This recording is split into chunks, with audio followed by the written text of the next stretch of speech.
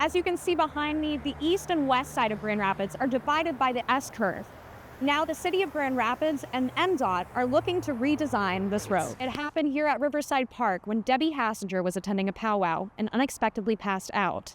Now, a year later, she meets the woman who saved her life. Shelters tell me it's items as small as this that can make the biggest impact on someone who's displaced during winter months. Using Stellarium, you can see how different stars are represented by different stories across cultures and how those stories were passed down from generation to generation. In the heart of Old Town Lansing, a 3,000-gallon river flows right through the middle of Prue's Pets, a reminder that this isn't your typical pet store. It was just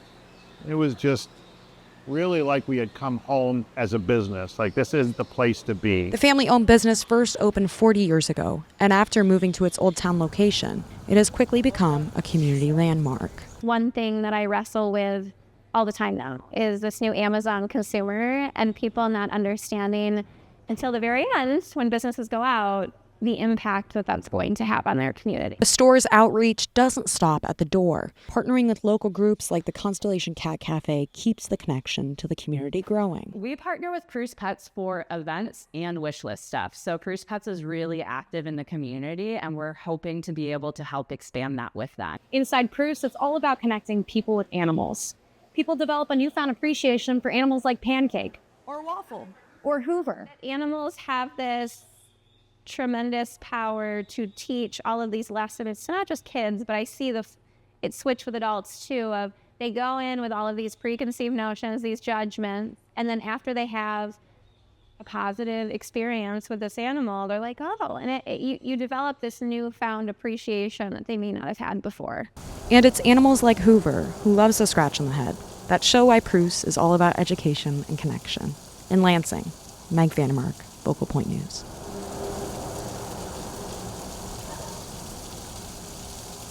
A celebration today as West Michigan is now home to the third longest paved trail in the United States.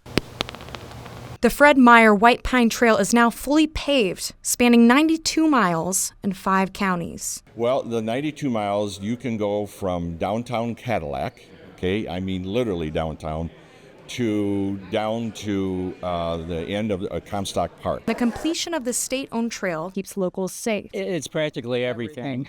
I've ridden on the roads over the years, and even when there's a big shoulder, people are still not paying attention. They're on their phones or just thinking about something else, and it's scary. The Friends of the White Pine Trail make up the volunteers and community members responsible for this achievement, and at the forefront is accessibility. Access to outdoor recreation is something that everybody should be able to do. So it's accessible to just about everybody. Embedded in that landscape is a lot of history. So what we're doing is we're identifying some of that natural and cultural heritage. And over the next year and a half, we're hoping to install 20 interpretive kiosks that share this history. The Friends of the White Pine Trail does accept donations and operates with the help of community members. In Morley, Meg Vandermark, Channel 8. Holding the town together at its core, a lug nut is the symbol for Lansing.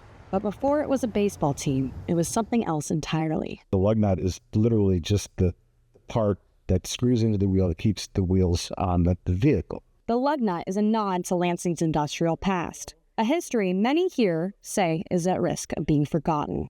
The nameplates, the history is just fading. This wheel has 5 lug nuts. Take even one off and the ride gets a little shaky. That's why in Lansing, a lug nut has become a symbol of strength. Long before the part made its way into baseball caps, Lansing was already tightening its place in history through R.E. Olds as an Oldsmobile. The mass production of automobiles started in Lansing, not Detroit. And for the people who grew up here, that legacy is personal. Very hungry place, and people that grew up around here are very proud of it. Still, keeping that history alive takes more than just pride. Still a lot of connection with the automobile industry is just needs to be brought back together. In the 90s, a new symbol rolled into town. And the Booster Club pays to have that installed. And the lights lighted up. That is all from the Booster Club to say the lug nuts are in town. And more than 25 years later, the Stadium District has done just what it set out to do. I think that the Stadium District is exactly as they hoped and intended that it would be. So it has fastened things, I would argue, in downtown Lansing. Small as it is, a lug nut keeps more than just cars rolling. It keeps the city alive. In Lansing, Meg Vandermark, Focal Point News.